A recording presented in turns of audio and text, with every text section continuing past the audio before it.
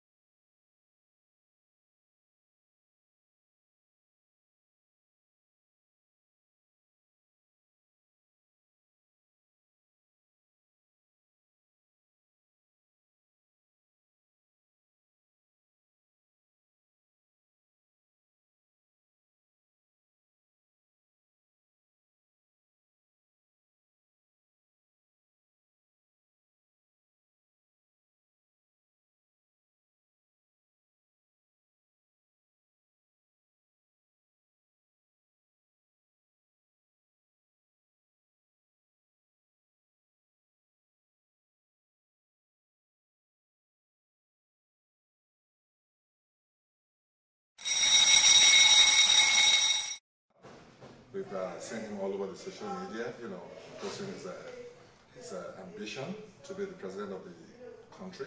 So we want to hear from him and see what solutions he might have for us. And maybe that will help us to decide, you know, which way to go. Because we know we have a lot of aspirants. What are your expectations in the next election? What are your expectations and hope for Nigeria? Oh, well, that's a big one. If you look at the political progress of Nigeria from the 60s, from inception, so to speak,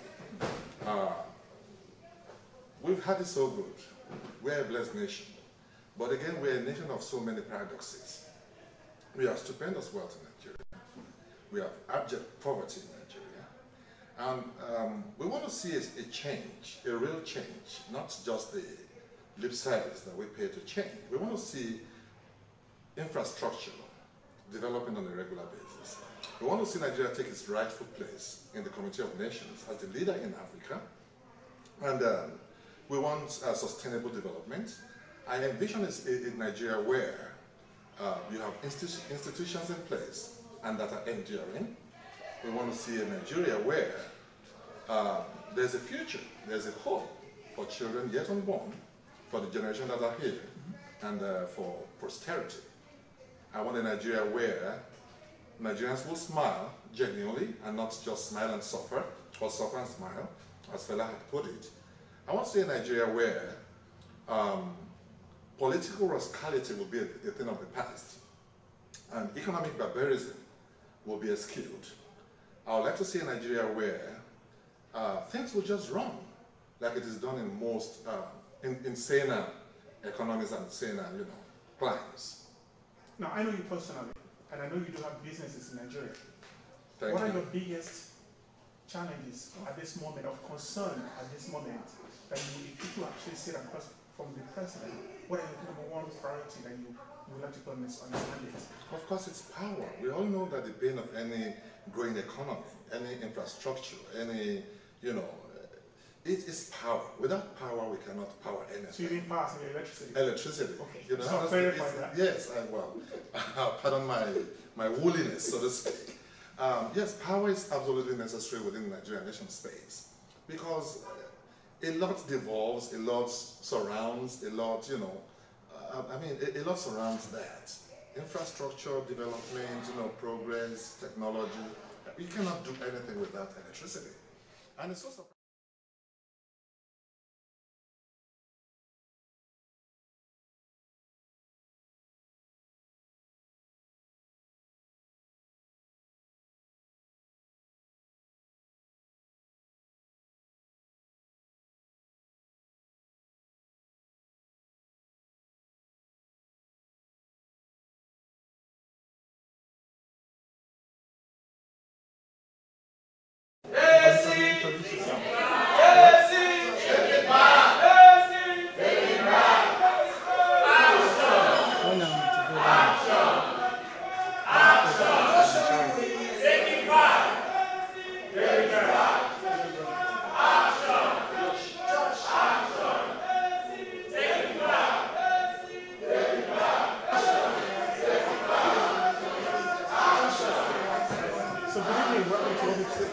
we're basically asking attendees of this town hall to basically introduce themselves and also tell us why they're here, and lastly to tell us what the expectations for Nigeria is. You know, just assuming you've seen our president of Nigeria, or the future president of Nigeria, you know, what are your challenges as a Nigerian living abroad, and what are your dreams for Nigeria itself? So let's go ahead and tell us your name. My name is Omoyele. And what part of Nigeria are you from? I'm from Oyo State, Oyo State. Okay, Southwest. Wonderful. So, you're here. What are you expecting to hear from the aspirants? Well, I just discovered about this let me say, moving trend. Okay. Right? And I want to know what are his plans, his plan for Nigeria, what he has to do, what he wants to do, right? Not only for Nigeria, for Africa as a whole. because it's ours is a very, very serious setback continent, setback nations. So I want to know, being a youth, what is it bringing to the table? Wonderful, wonderful.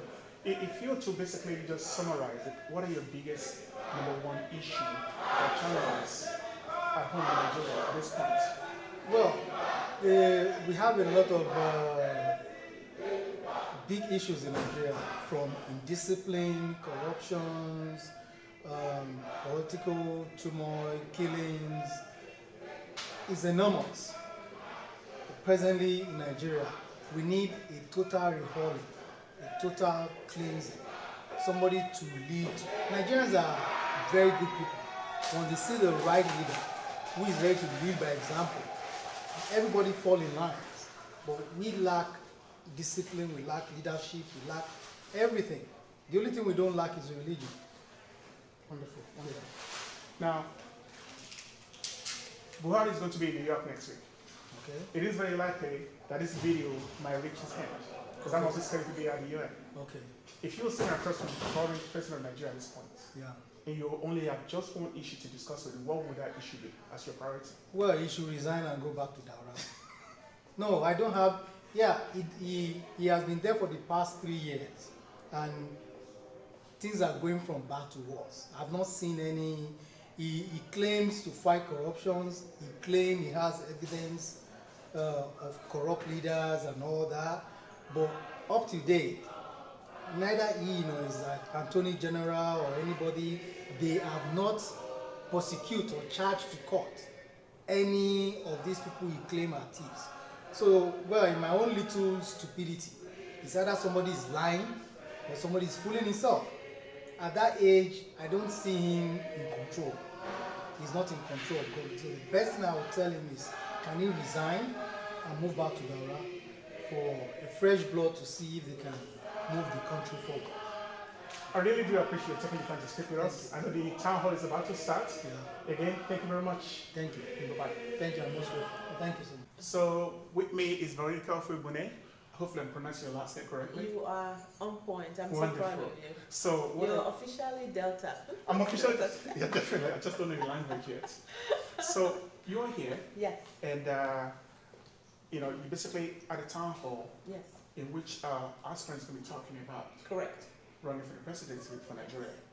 So perhaps you can tell me what motivates you to come over here tonight and spend a precious time at this town hall. It's his slogan, which is take it back. We need to take Nigeria back. Our leaders that have been there since 1960, I think it's time for them to take all the money that they've gathered and go have fun and just let the young take it back. Let them take it back. Let's fix Nigeria.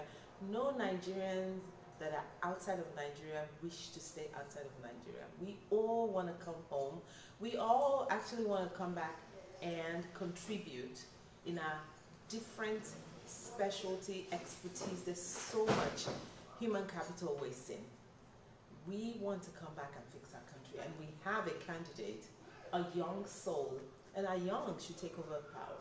They should run the country. They know what they're doing. They can fix the country for the 24th century.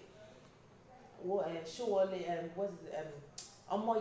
Sowore, who is the Sahara Reporters. Actually, when I heard that he who found Sahara Reporters was running, that was all I needed to know, because Sahara Reporters is grassroots, honest, and tells you as it is.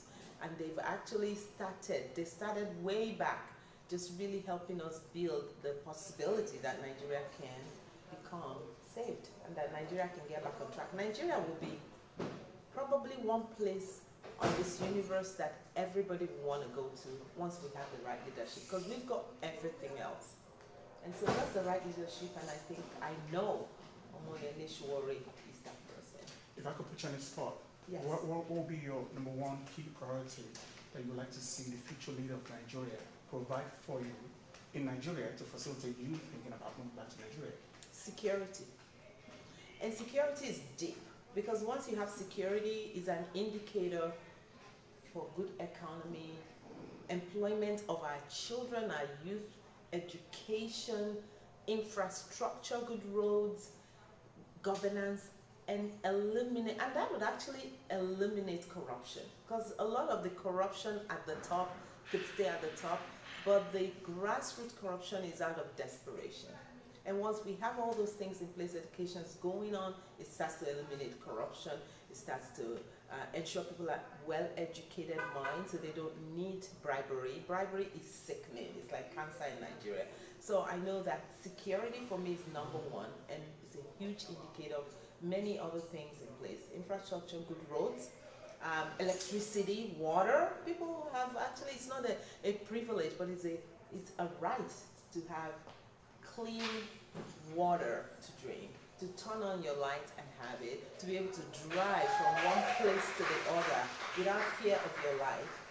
So security, like I said, is an indicator of so many things going well.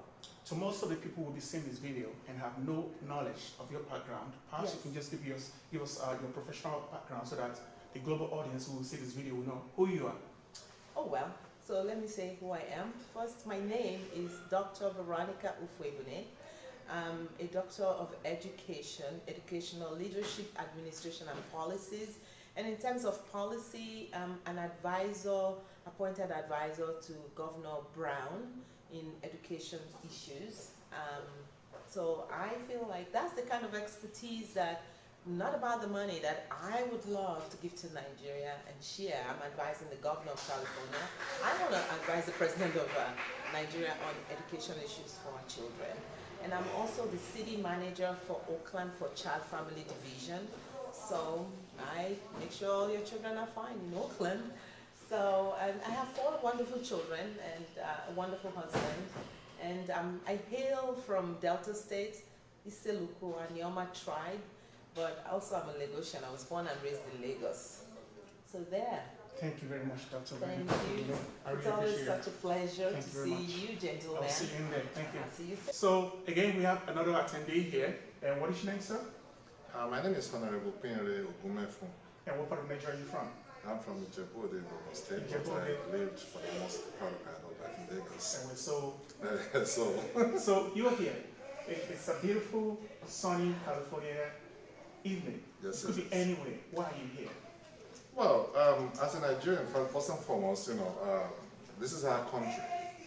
And I love Nigeria with a passion. I miss home, regardless of where you are, all over the world. And because of the problems that beset in our nation state, the concern that arises therefrom, is a catalyst for people like me to be here, because we want solutions, to those problems. And Sowore is coming out. We've seen him all over the social media, posting his ambition to be the president of the country. So we want to hear from him and see what solutions he might have for us. And maybe that will help us to decide, which way to go. Because we know we have a lot of aspirants. What are your expectations in the next election? What are your expectations and hope for Nigeria? Oh, well, that's a big one.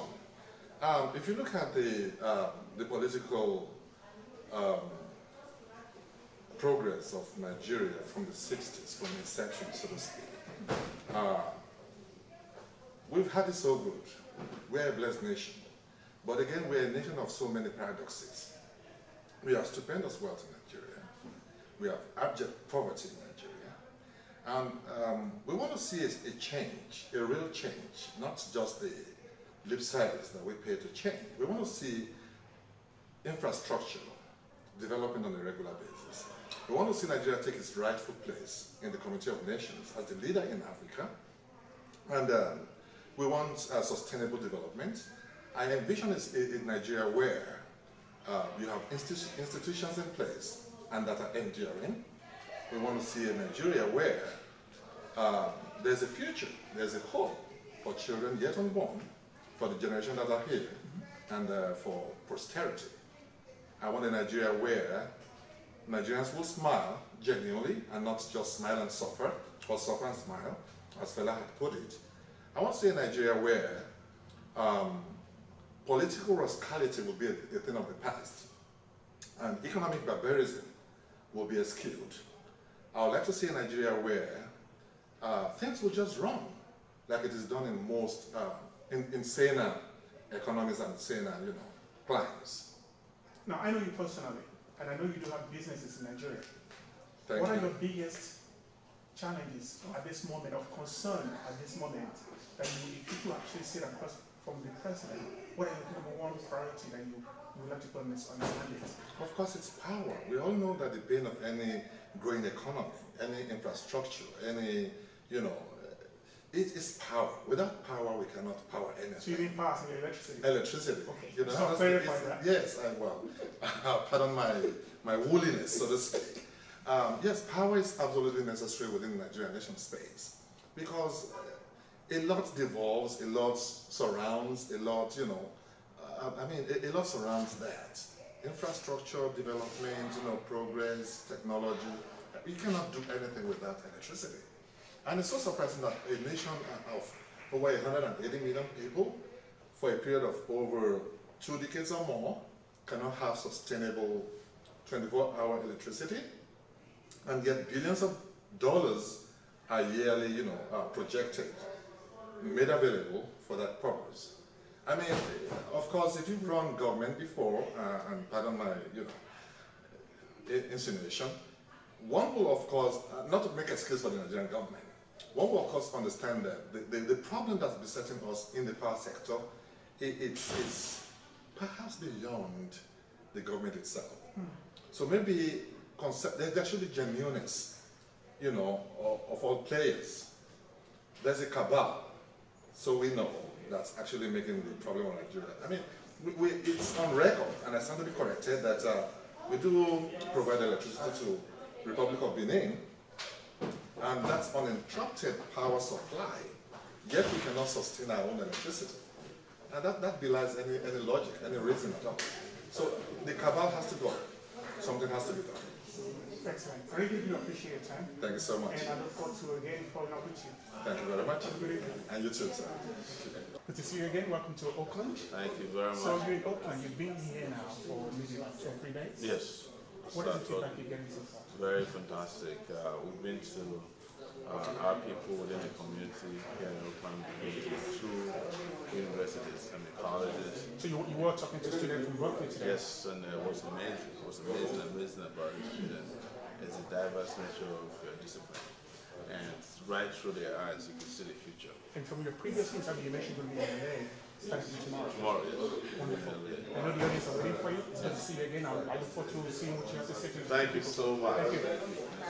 The town hall meetings have shown his competence. It's obvious why prior politicians just do 4 or 5 rallies in 4 or 5 different zones, maybe including Abuja, and then go home, they don't answer any questions. This is because when you are standing face to face with Nigerians and they are asking you questions straight from the heart, if you don't have the intelligence, if you do not have the competence to handle those issues, it will show. You cannot hide it. So they prefer the facade of, mobilize 10,000 people who do not know you from Adam, come collect something and just go back home. So the town halls that we've done, back to back, state to state, zone to zone, local government to local government, is putting yourself out there. Imagine if he was asked a question on live stream and he fumbled at that question. But I'm proud to say that in 7 months, there's not one question that he has fumbled at. Wow. So please put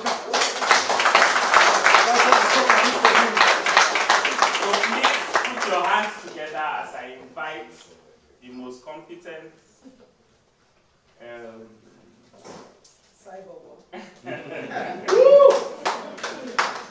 yes, leader that I think that Nigeria would have had since inception.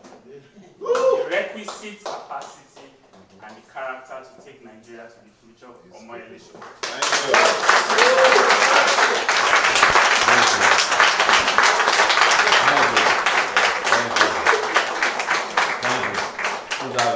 Have a seat. Wow. We came here, I think we arrived here about 2 days ago. This is this will be our 3rd night here in California. And I can tell you, every moment we've spent here, things have just only got better. And we came in from Nigeria, and probably you've heard the story. We came in directly from one of the most controversial, most dangerous expedition of campaigning that we've ever done. We were trapped inside the palace of the Oakland. Yes. Tear gas. It's never happened before in the history of politics that anybody was tear gas in the inside the palace of the And we were beaten up as well, physically, assaulted. And it was, for me, the intersection of what used to be the old and the reason why Nigeria must break free permanently. But that is not how our campaign actually started. Our campaign also started on a controversial note. That's right. And I will explain to you how. It wasn't the decision to run that started the campaign in the consciousness of Nigerians. It started when I was invited to a radio station in Ibadan. Yes, and there was this minister with big regalia. We call it Agbada in Nigeria. Agbada is like matter. It occupies space. You know. And he's sitting there across from me, and I was brought before him. Actually, I was told later that he was the one that ordered that I be brought before him. And the reason was that he had been looking for me because I wrote a story regarding corruption.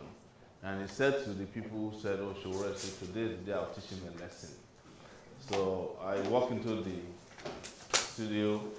He sat me down across from him, of course, you know, big man. And he started, you know, I don't know if I provoked him. I said, you know, Honorable Minister, it's good to see you. You are the minister of the outgoing regime. It was as if I pressed the button of the atomic bomb. The guy went off, and he's just like, who are you? Where do you come from? Was, you know, it just kept going off. And the responses, the calmness with which I responded to him and schooled him gave us what you refer to in the education sector as teachable moments. Yes. And a lot of people just said, wow, probably this is a transition from the analog era to the digital era. Yes. And ever since then, we couldn't cope with demands for either town hall meetings, radio, TV interviews. Because before we left the studio, the whole country had gotten the message that something seismic had happened to Nigeria. But it's just that I was reminded before we came here that it's just not enough for something seismic to happen. Something greater has to happen than seismic. Or after you get a hurricane, there has to be some kind of cleanup. And I think that was what the experience at Ife taught us. So as soon as the experience at Ife came, you know, and I'm just taking you through my world, you know, we have to recalibrate. We have to recalibrate to understand that the principalities and the forces that are holding Nigeria to ransom are not just going to watch you come and take the space and just let you be walking around. Because the next day, and this is, for me, also like an epiphany, we had to be in Badagry, in Lagos State. And when we got to Badagry, where did we go? We went to, you know, the Museum of Slavery and found out something I didn't even know before, that our traditional rulers in Yoruba land, working with white people, sold over 400 years, 43 million people into slavery. Yes, that's what happened. 43 million people. 43 million people is way more than a lot of countries today. And that is not just 43 million people sold all over the world. It was 43 million people from Badagry slave ports alone. So if you count Calabar, you go to Ghana and all other slave ports, probably 100 million people were sold into slavery. Almost principally by a collaboration or connivance between traditional rulers and white people. They were selling an average of 300 people per day. There were no weekends, no holidays, no Halloween, no Christmas. They were just selling on a daily basis. And when you look at it, you say to yourself, but has slavery ended? Not so. Because what we used to have is that people were used to be forced out of their land and sold into slavery, and they came here. But now we're in a state of indentured servitude. We are voluntarily selling ourselves into slavery. And the rest of people who couldn't get out into this voluntary slavery are trapped within the slave-like system. And that was what the system wanted me to appreciate that day at the palace, that, regardless of who you are still a slave. Come and bow to us. And if you don't bow to us, what I call prostrate or die. We'll show to you that we'll kill you. And I said to myself, look, it has to take one person to change the mindset of a lot of our people. Even though there was outrage, what I call outrage against courage, a lot of people eventually came down and started questioning, but must he prostrate for another person? If he refuses to prostrate, should he die? That was the question. So that takes us to Nigeria as a whole. The powers that be, the old political cabal in the system, they are not alone. They exist in different sections or sectors of our society. There is a political cabal. They have political parties. There are religious cabals. They work with the political cabals. There are traditional cabals. They also work with the religious and the political cabals. Then there's the economic cabal that is financing all of them. And these things are deliberately part of a system that is enslaving our people. 43 million of them over 400 years. Now we are at 198 million slaves, practically, in Nigeria, held against our will by these four cabals that I've mentioned to you. And all of you probably have had encounters with them. But when they want to describe your condition to you, they will redefine it to tell you that, well, some of it is spiritual, traditional, cultural. It's a lie. At the end of the day, they are holding your destiny to ransom. And when you break free from that ransom, somehow you are held back to it, because how do you wake up in America and you have your brothers and sisters who can't feed? You have to think about them. You have to send them Western Union, right? You know the deal now when they start sending you, prayers from Nigeria by WhatsApp. Prayers. When you don't answer them with Western Union, you start getting proverbs. It is the way the country has been held to ransom. But ask yourself, is there anybody here who didn't come here hoping to spend 2 weeks, 3 weeks in America, and your 2 weeks became 40 years? Mine is 19 now. I had no intention of staying more than 2 weeks. In fact, I came with 2 pair of pants and a shirt because I didn't plan to stay for long. Next year, it will be 20 years, and I said to myself, I'm going to start heading back home, but not just heading back home. I want to go back home with others with great ideas and help liberate our fatherland or motherland, whichever way you want to describe it. And we've been doing it now. No matter what they tell you, Nigerians want to be free. Nigerians want to be free. And it didn't matter where they are located, Nigerians are united in their desire to be free. But for so long, they have been lied to, abused, and bastardized that they are finding it difficult to trust anybody. That's what we confronted with Nigerians. They'll tell you, look, they have told us this before. They told us this in 1979. Etitiri, they told us during Abiola's time. They told us, Obasanjo too, that he had learned his lesson in prison.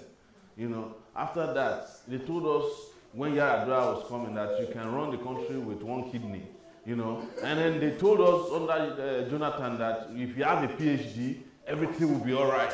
They told us under Buhari that if you have integrity, it will put food on the table. So what have you got to bring for us and to us?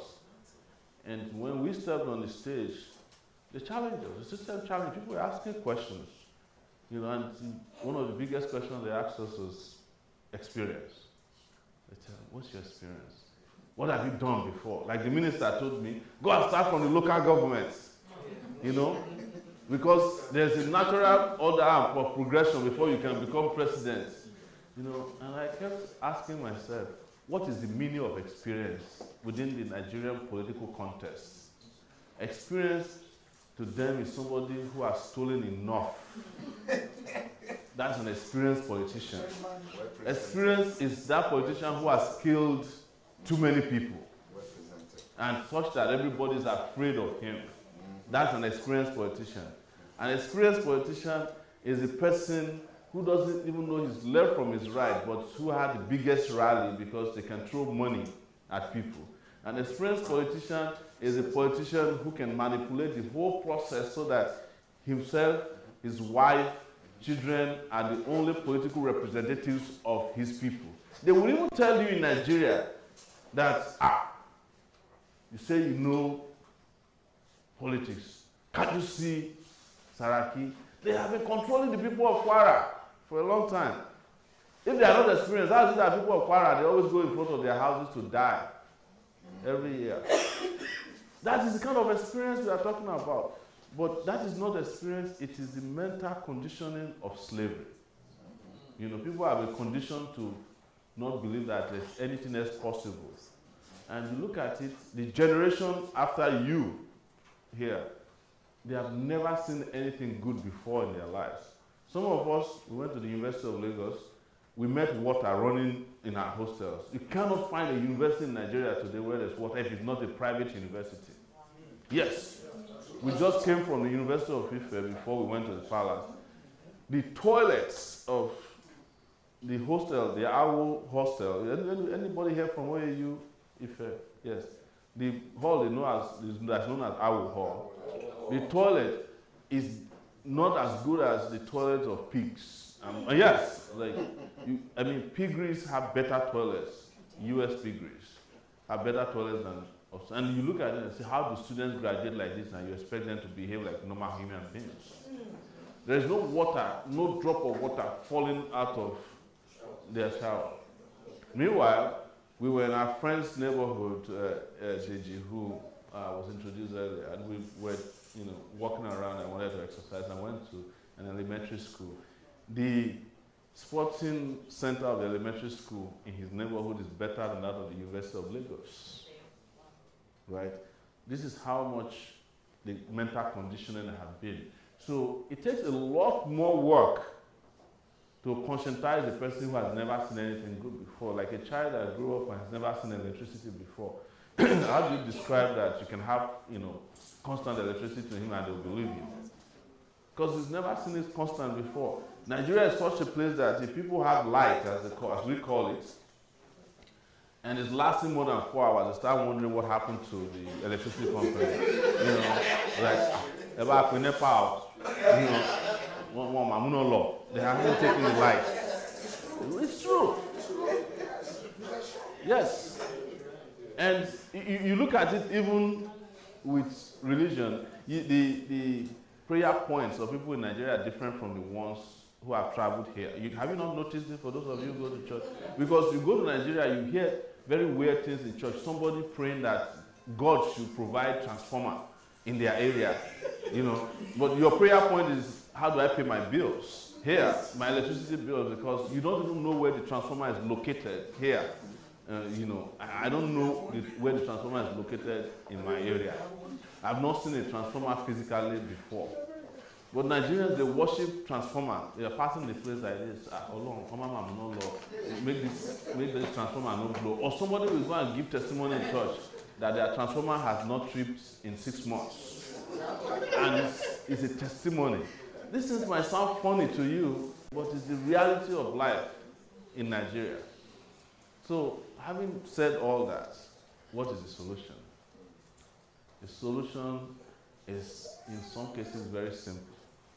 You know, when Nigerian leaders want to press the panic button inside of you, they will tell you that Nigeria is complex and huge. That this is a very big, complex country. You know what I did? I traveled in Nigeria within 6 months. We traveled with no private jets. Yes, we traveled, and by the time we came back here from Osun, Ile-Ife, we had done 29 states. Yes. Nigeria is not big at all. The problem is that the road networks are pretty bad. Nigeria is just twice the size of California. That's it. So that I can just make you lighten the day for you with live stream wherever we go. And today we were driving from Tracy to UC Berkeley, and we just focused our camera on the road, and most of the commentators was just like, see road, my God, see road. You know, things that you take for granted over here, you know. Yes, you don't think about it because, you know, most of you are already driving partially driverless cars, right? Where the road is so open, you just leave the steering to do the driving. You dare not leave your car like that in Nigeria because it will just fall into a ditch and that's it, right there. We spent, on one occasion that we were supposed to go from Lagos to Ekiti for a rally, we spent 6 hours within the space of 2 kilometers on Lagos-Ibadan Expressway. You know, this day it wasn't even church. You know, it was a different situation. That just one tanker broke down, and in the whole of that area, they couldn't find the machine that could take it out of the way. 6 hours, we didn't eventually make it to Ekiti that day. So I'm coming back to tell you what is complex about fixing Lagos-Ibadan Expressway. Do you guys know how long it is? It's just about, I think, 140 kilometers or thereabout. But they have been at it just to fix it. It's not a brand new road for 20 years. Every government that has come has allocated funds to that road. It's never completed. In fact, a friend of mine was telling me that, you know, Nigeria is ridiculous. He said, Sowore, you know, there are some of these things that is spiritual. You know, there are forces that have made it impossible to be passing that road. That me, I don't pass that road again, I go through Abeokuta. I said, but the forces are going to kill you because the Lagos-Ibadan Expressway, Abeokuta is even worse. Yes. At this point in the history of Nigeria, we should have had at least nothing less than 5 expressways out of Lagos.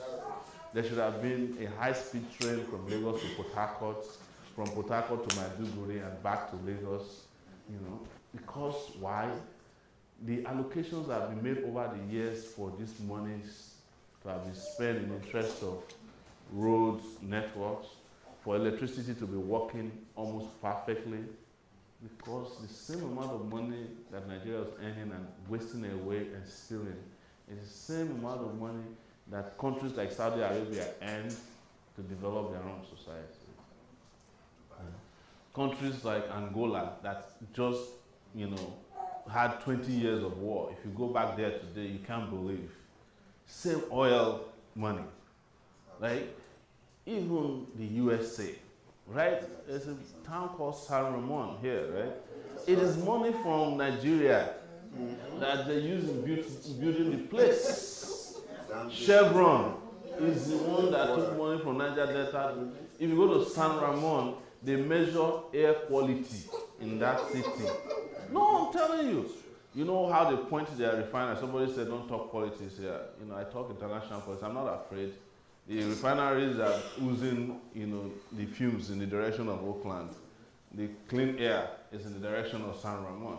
But the most important thing is to understand that whatever you found in that area, probably 60 to 7% of it is from a profit made from Nigeria. Yes.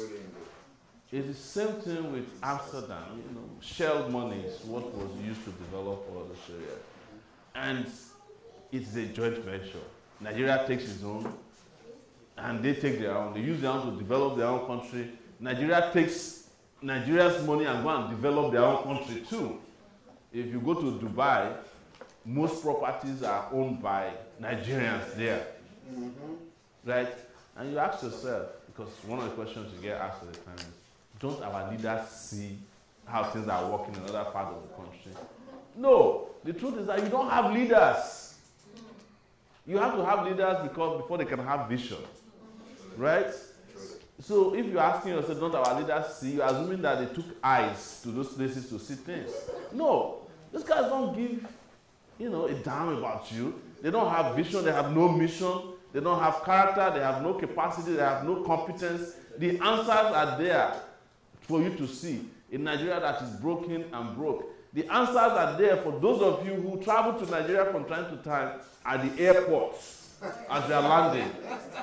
You are asking yourself, my goodness, is there nobody here to sweep the airports or to change the bulbs or for somebody to be able to maintain 5 toilets at the international airport of a country, no money to do it? The only thing that is working as you're arriving is the customs. Say, what did you bring for me? Immigration say, what do you have for me? One was even asking me one day, he said, look, put the money under the passport. I said, which money? I know. Now they realize that I live stream them. When I'm coming, nobody wants to talk to me. Please, go. Because these days I take a live stream to the airport. As I'm arriving, I turn on my phone, it's live streaming. So anything you do, I tell them, please, everything you are doing is live, just so that you don't say that I didn't warn you in advance. So we need to change that culture. It is not our culture to suffer. It's not anybody's culture to suffer anywhere in the world. The culture of suffering is foisted on people sometimes who are complacent, who don't do anything about their condition. And I have done, in terms of experience, 29 years of fighting consistently to have this country work for the people of Nigeria. That is what drove me when I was when I was 19-year-old to join protests against military rule. I was part of the young people in Nigeria who fought against military rule. I was part of the young people in Nigeria who got expelled from the university twice. At the University of Lagos in 1994, I was physically attacked and injected with an unknown chemical substance because I refused to join cult groups on campus. The reason was that I realized that it's the same people whose parents are destroyed Nigeria. Their children are the cult members. And as we were fighting their parents, we had to fight their kids on campus as well. I was almost killed for it. And when I left Nigeria, I started Sahara Reporters because I knew that without information, you can't fight these people. And over the years, I used that platform to fight as many of them as I could, but I realized that the more you fight them, the more they become caked in their ways. Because there are not many of them who get consequences for their actions or inactions. Some of the things they do in Nigeria, if a county executive do that here, they go to jail. I saw a governor who went to jail for misappropriating $5,000. I think it was Pennsylvania, because he used $5,000 diverted from his office to repair his house. Nigerian politicians are laughing. Say, what kind of stupid law is that? 5,000? That one is not even enough for them to use to carry Uber for their girlfriends. That's right. And nobody, and we don't have a system that's working for the people. So 29 years later, I said to myself, I cannot stand aside and be watching how things are going wrong, and I'm comfortable with just writing reports or monitoring elections. And in fact, what I said to myself finally is that I'm not going to be the one reporting the next election result. I will claim that it's free and fair, when I know the election is not going to guarantee freedom or fairness to the Nigerian people. And we're at that point where we cannot say that we even have options to vote for. How do you wake up in 2019 and the only 2 options you have is between Atiku and Buhari? Right? Some people said, well, it is their turn. I said, no. Because the 4 years that they're about to take from us is the same amount of time people used to obtain degrees that change their life forever. So are we just going to give up that 4 years again to another set of clueless, wicked, corrupt leaders. We know them, we know their pedigrees, we know their antecedents. When we have a bunch of very young people that I saw today at UC Berkeley, one of the guys, young guy, so you know when we were introducing, he said he's a nuclear physicist. Young guy. Yes. You know, and I asked him, do you have any plans to go to Nigeria? Of course, you know, I said, not anytime soon. But when I finished talking to them, all of them followed us around and said they will go to Nigeria if you win the election.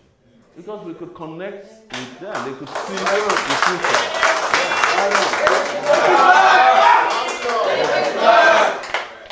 They made that promise because we were able to interact, engage, and they could connect, and they could see that collectively we have a future. And a future that would create one of the best countries in the world. And I will tell you that we win the election next year. If we don't win that election, it's the reason why all of you are sitting here tonight, and you were not coerced or bribed to come to this event. In Nigeria, if you had this many people in a room listening to a politician, just know that their pockets are soft with enough money. Yes. And you'll just be hearing people asking questions that are not relevant to the politician, you know, because all of it is orchestrated to make it look real, whereas they're really, really very, very fake and fickle. So, what do we have for you? I'm not here to preach that I will construct roads. Even though we want to do 200,000 kilometers of roads that we know are possible. I'm not here to preach to you that I want to secure Nigeria, even though I know that the most important thing right now to even attract you back home is security. No one of you is going back to Nigeria if you don't know if you can make it from the airport to your next destination. It's not a laughing matter. I'm not here to preach to you that, you know, we're going to provide electricity, even though I understand that 7,000 megawatts of electricity is not enough to run the San Francisco train metro system. Yeah? We need, starting point, 24,000 megawatts. And you guys drive around here, don't you start to see right here in Northern California how even every bus stop has become like a solar panel. And every house has a solar panel on top of it. And people here actually, you know, are sometimes incentivized to to sell electricity to the government or to companies here. That is the future. And that's what I went and told people at home. You know, when I went to Ibadan, I said we can finish Lagos-Ibadan Expressway in a month. They said it's not possible. And when I started breaking it down to them that you can actually do at least 8 to 10 kilometers of that road per night, I was like, oh, how come nobody ever told us that that is possible? Because that is how it is done elsewhere. You know, if you have 120 kilometers, so if you do 8 or 10 kilometers per night, because I have been on highways in the US before that I was passing the place in the morning. By the time I came back the next day, it was completely done. You said, oh, so that is possible. And people started listening to us. When we said to them, you know, the minimum wage you have here is trash, you know, because it's minimum wage in Nigeria right now is 18,000 naira. It's not up to even $100. They said, we start with a living wage of 100,000, which is $285 per month. I said, that's even too little. Because when I first started working in New York, and when I arrived here, my minimum wage, my first hour, can buy me a bagel, yes, buy me tea, and get me the Metro card. Everything, by the time I'm done for the first hour, I've only spent $4. That means after the first hour, I've saved $3. So if I work for 8 hours, my minimum wage has taken care of my food for that day, and I have savings. But in Nigeria, the minimum wage is what Yoruba people call salary, that is go and see it. Because it will never take you home. And when we said the idea, they said, it's not possible, it will cause inflation. A few months later, the federal government was forced to be negotiating with the Nigerian Labour Congress to increase the minimum wage. And I said, how come this one is not going to cause inflation? Because why? the elites have a way of taking care of this. And I wish that in Nigeria we can force everybody to be on the minimum wage, including our senators. You see how the minimum wage will be jacked to not even 100,000 but 500,000 per person. Because an average senator's take home per month is equivalent to the minimum wage of 720 workers in Nigeria. Right. The allowance is 13.5 million and 13.7 million naira per month, just the allowance. Yes. Then they have a salary of about $1 million, and then they have oversight visit. They have all kinds. They have wardrobe allowance. They have spitting allowance. Toothbrush allowance. These guys are taking care of themselves, but they are jacking the people around. And I said, look, what we need is a redistribution of that wealth so that it will percolate to the regular people. That's how they do it elsewhere. Yes, right? So infrastructure, like I mentioned, how great will it be for you to drive from Lagos to Abuja the same way we have what is 101 we have here? Yes. And there's also an I-95, by the way, that can come from the northeast. Is it? There's an I-5 here, but there's a highway that links the northeast to the west. It's called I-80. I know there's one that's 95 too. 195. Yes. Yes. So you have all these interstate highways, you have county highways. It's not difficult to do. But somebody will say to you that because you didn't vote for us last month, we are not having roads in your area for our tenure. No, it's true.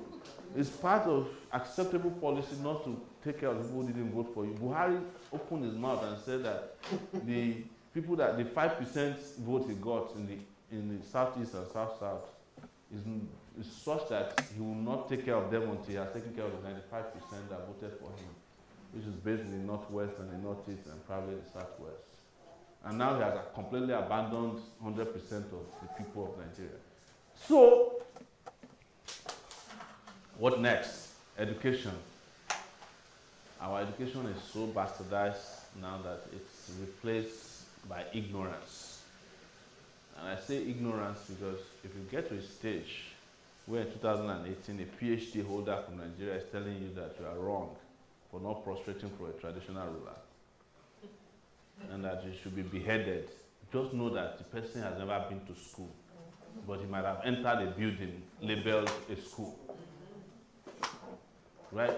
Our health system, majority of Nigerians are dying of hypertension. That all kinds, but that I think head disease.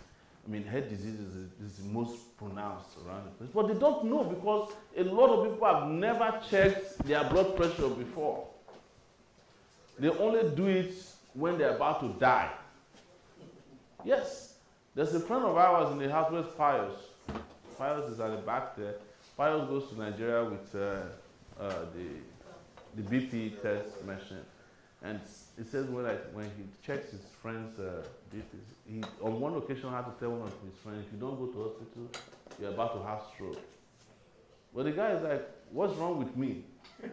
He said, your BP has shot through the roof.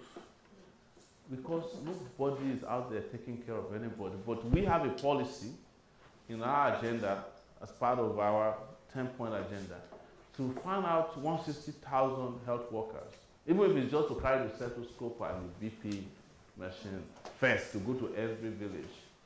We have to do it right away.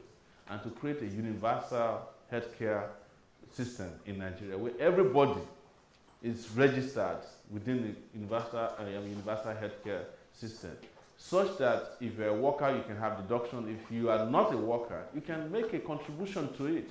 If a vulcanizer knows that he can see a doctor when he's sick, if you ask him to put in 2,000 naira into this healthcare system, he will pay it instead of dying. Yes. Yes. And it is possible in Nigeria. They have a national health insurance scheme, but it's slush fund for stealing that's available for stealings. Just yesterday, a book was published in Nigeria on how President Olusegun Obasanjo spent $500 million for his failed third-term agenda. Such selfishness. Can you imagine what $500 million would have done to the education system in Nigeria? They were carrying monies in ambulances and bullion vans just because the man wanted to continue as Robert Mugabe of Nigeria. And nobody has been punished for it. How about corruption in Nigeria? You don't even know where to start. Yes. It has become so endemic that it has become part of our acceptable culture to steal and be revered for stealing. You know, I write a lot of stories under Sahara Reporters on EFCC, the Economic and Financial Crimes Commission. And one day, an EFCC official told me that they arrested a man, and when they released him, he thanked them. He said, "Thank you for starting my political career. Now that you have arrested me, I'm going to declare for Senate." Because people didn't know that I have enough money until you arrested me. Now they are going to choose me as their next representative. And lo and behold, our Senate is made up of thieves. Yes, the Senate president is one of the biggest thieves that Nigeria ever had. There's even a senator in Nigeria that is wanted in the US for drug running. What's that? Duruji Kasamu. About whom even a soap opera is made in Nigeria. You don't, if I start mentioning their names, you will not believe it. This Nigerian Senate is a coven of thieves. It's a retirement home of thieves. If you don't believe me, imagine a senator, Senator Joshua Dario. He's in jail as we speak. Jail for corruption. And from inside jail, he obtained a form to run for Senate again. No, I'm not. This is the truth. He has obtained a form under the APC to run from prison and he might win. Because only thieves are elected into office in our country. What about our economy? If you ask yourself, what is Nigeria's economic system or what's Nigeria's political economy? There's nothing. Nobody can tell you exactly what it is. In fact, the only thing we know about our economy was the former Minister of Finance who forged an NYC certificate, just been forced to resign. And the only reason why she was forced to resign yesterday, I will reveal to you, it's not conspiracy theory. It was because Buhari had just appointed one of his kinsmen again to run the DSS. And there was outrage, and they needed to look for something immediately to quell the outrage. So they pushed the woman out so that you can have something else to talk about in the meantime and forget the crime against humanity that they committed with the kind of tribalism and nepotism that Buhari is practicing in Nigeria of today. So, what is the most important discussion in Nigeria? Restructuring. Right? A lot of people have been saying restructuring. We also have plans to restructure Nigeria. And restructuring has different connotations to different people. Some people call it devolution of power. Some people call it regional government. And we had a conversation about it last night where a brother said, we want to restructure Nigeria. We must, and I said, it's beautiful, I agree too. But who are you restructuring Nigeria for? And who are you restructuring Nigeria? Is it the old people who are in the departure lounge of life that will restructure Nigeria for you, young people, when in their entire history, they have never restructured anything in favor of anybody but themselves before? As the Yorubas have an adage, that any madasho funyo, torun elanwo. In English, it means that if somebody is going to give you some new sets of clothes, check the one he's wearing. So if somebody is asking to restructure Nigeria for you, check what he has done when he was in position of authority, if he has ever restructured anything good.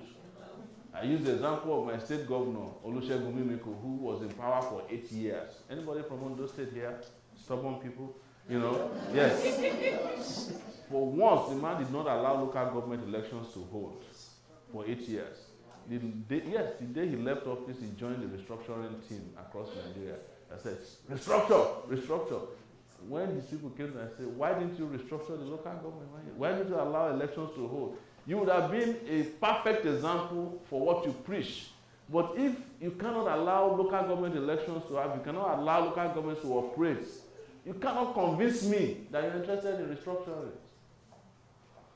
So, ladies and gentlemen, you know I have not said anything here tonight that came from a book.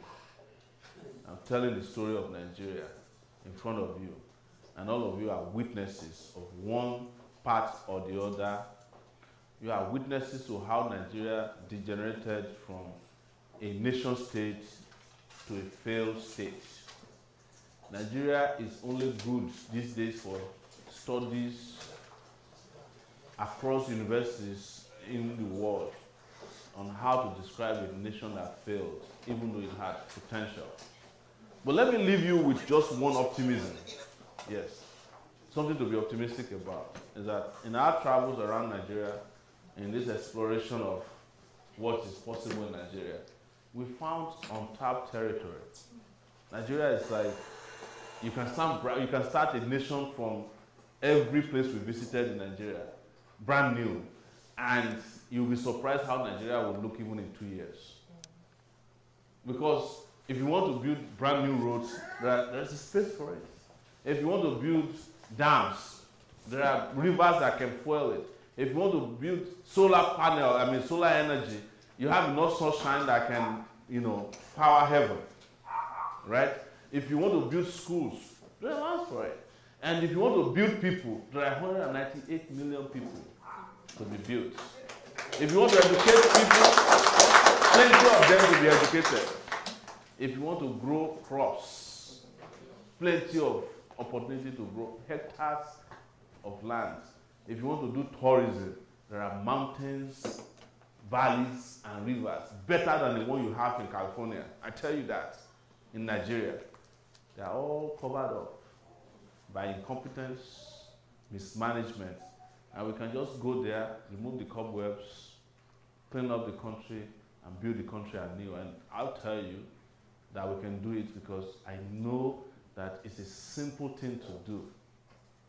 And there's nothing complex about building a nation when you have the resources to do it.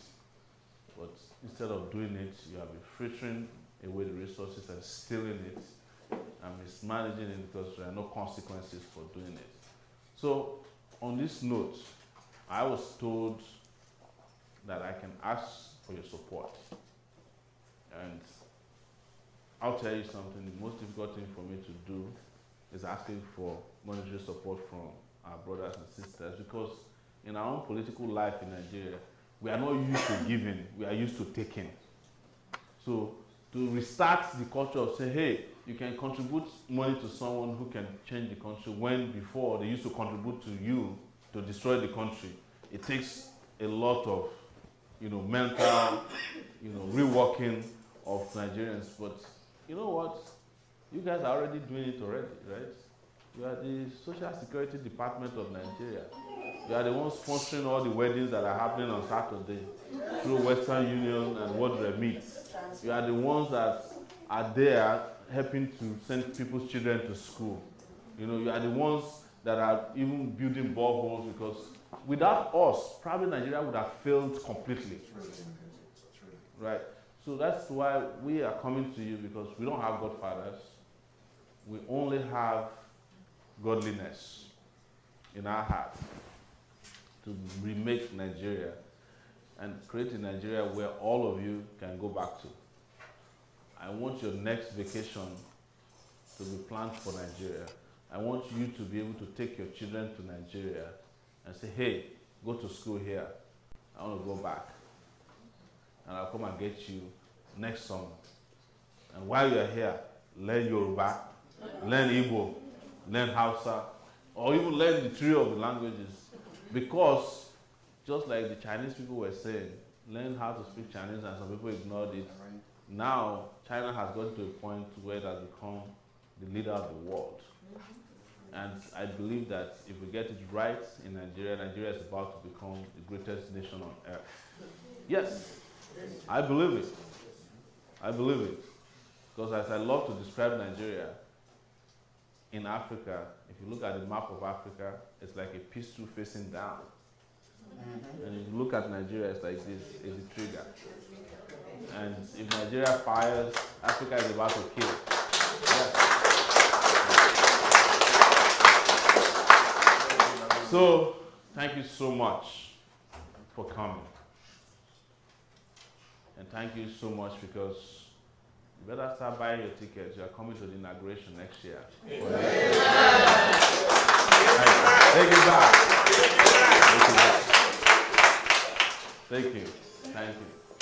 Wow. Thank you so much. We have, this is the opportunity to ask questions.